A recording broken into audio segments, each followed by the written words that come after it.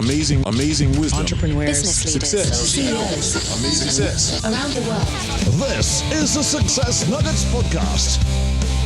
Have you ever wondered what you could learn and how inspired you'd be if you asked incredible people from around the world about the patterns that drive progress? Get ready to dive into a world of insights and inspiration. This is the Success Nuggets Podcast with the founder of the Digital Light Bulb and your host, David Abel. Welcome back to the Success Nuggets. My next guest has been a model, mentor, and now works for Mode Mobile in the mysterious, murky world of Web3. Kate Volskaya, it's nice to see you. Nice to see you too again. How have you been? Very well. It's a pleasure to have you on, Kate. For our audience, early life in Belarus growing up. Set the scene for us. I'm from a pretty small town in Belarus, and I guess, growing up, I've been dreaming of living in the Western world, soak myself in this fast-paced, full of opportunities world where I can unfold and explore all the opportunities available. And I think that was what drove me to do what I do currently and explore every possible opportunity that comes along the way. But as I've been navigating this world of opportunities, I came across things that only life can teach you. Not a single parent, not a single book or story. Of course, it can give you a grasp of something, but I believe experience is, the ultimate thing that can actually teach you something. So I believe we can explore a little bit of this. Tell me about those experiences. Looking at the Western world, it sounds like maybe there wasn't so many opportunities, or there was a big demand on what you could achieve out there. Yes, absolutely. I think, when I actually got into, let's say this Western world, I faced lots of opportunities. I started working as a model, and, at a certain point, it became too much. There were so many things to do, so many things to explore. I basically got lost. And I believe a lot of people from my generation, especially with internet and so many opportunities, the whole world is open. It's hard to keep focus. But when you're trying to have too much focus, you lose sight of the things that are around you. It's as if trying too much to grasp something. For example, the way modeling doesn't really work out for me. I was focusing too much on becoming a successful model that I limited myself from the world that was around me. And when it didn't work out, I was so lost. I felt so empty, as if it was a void inside of me, that I understood that, when you're trying to hold on to something too much, it just simply limits you. Something that I've said 3 times probably in the span of these 2 minutes. And I believe it's just a good reference that I read in a book is that, when you imagine a flower and it grows, if you're just watching too much over that flower, it's not really good for that. You have to give it some space. You have to let it grow naturally. But when you're fixating on this flower too much, it rots.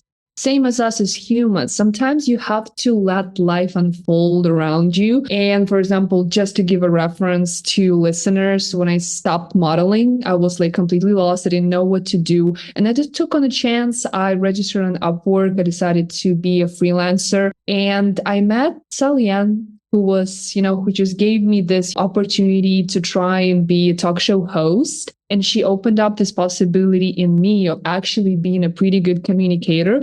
I did not expect that at all. But because I opened myself to this and I was like, yeah, just let life work itself. It worked out. It felt as if, one story in my life ended and another one started. So when one ended, I shouldn't have treated that as a failure. I shouldn't have treated it as something, ended. It's a bad thing. No, actually, it's just it's like a circle. Everything in life is circular. One circle has ended. Take a breath. Realize that, you're so grateful that you had this experience, whether it was a failure, whether it was a success, and move on to the next story, which is, I think, in 100% cases, is no less exciting. Absolutely. And those experiences along the way of travel, and now journalism and communication, it seems like, I guess, a really nice transition into becoming a mentor in your part-time as well.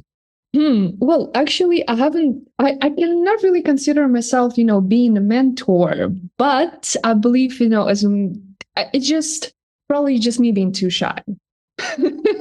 Of not being able to call myself a mentor. But Even when I talk to my friends, sometimes I do see that the way we talk can be really inspirational to them because a lot of opportunities, they really taught me so many things compared to people, for example, who never even tried. So yeah, I guess I can call myself mentor in terms of trying to encourage people to explore, but taking it easy and not being too hard on themselves. And are you able to give yourself self-talk, or are you like most people? Oh, I like to reflect on myself a lot. Sometimes I think, and actually, sometimes I think, and then I forget that I think because I think too much.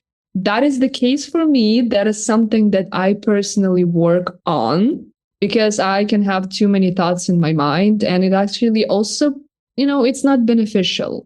So how do you begin to give it some organization or some clarity with all these ideas? What works for me is journaling. When I try, when I sit down and I write everything that is on my mind clears up. I know it's different to a lot of people. Some of my friends, they meditate. Some of my friends, they like doing, some sort of sports, to go hiking because when they're surrounded by nature, it feels different. To me, it's just journaling. When my thoughts turn into words, it's as if they become easy to digest and they become structured.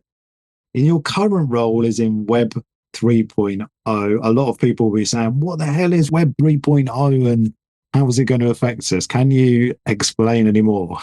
Definitely. I know it can be too much. So just in short, when we think about Web 2 is the internet that you know right now. It's easy, it's controlled by one single entity or two entities. But when you think about Web3, the main word, Web3 equals decentralization. It means that we're giving power back to people. It means that you're in control of your finances. You're in control of, any, let's say, financial operations that are happening. You're in control of the things that are happening within the internet. It can be images, music, everything. You're in control of that. And that, I guess, is the main power and something that I want people to explore when they're delving into Web3. I was going to ask on Web3, is that going to help from politics side of thing? A government's afraid of Web 3.0? I think definitely, because to some extent, it takes away their power.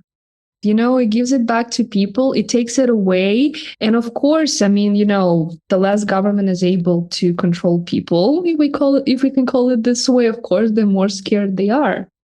It's hard to resist something that is already happening. So I see a lot of governments, they do favor, cryptocurrency, Web3 initiatives now, because it's hard to fight with something that is just already, spreading around the world. You have to adapt to it, which is a good thing.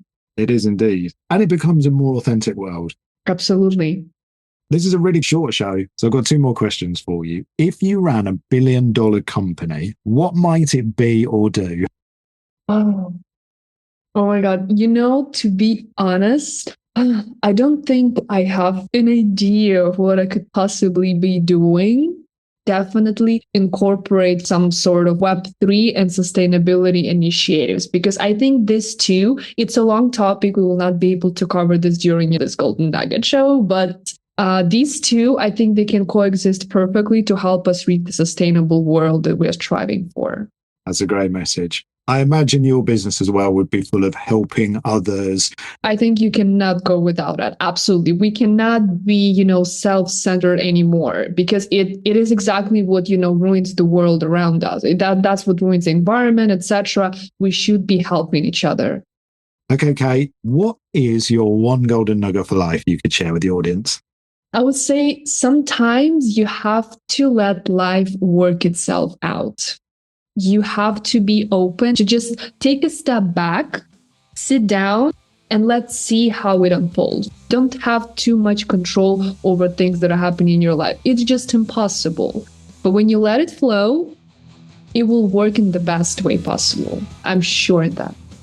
Thank you for sharing that. Thank you for being a superb, incredible guest. And ladies and gentlemen, please go and follow Kate Volskaya. She is one for the future and will be changing this world, I'm sure. Thank you so much for inviting me. That was such a great conversation. Thank you. And for the audience, as Kate says, a masterpiece of art needs patience, skill, and determination. and you can change. It's never your last chance. Kate has proved that, and I hope you do too. Thank you. Bye. Join David and his incredible guests next time on the Success Nuggets podcast. And to find out more, visit onegoldennugget.com. Thank you for listening.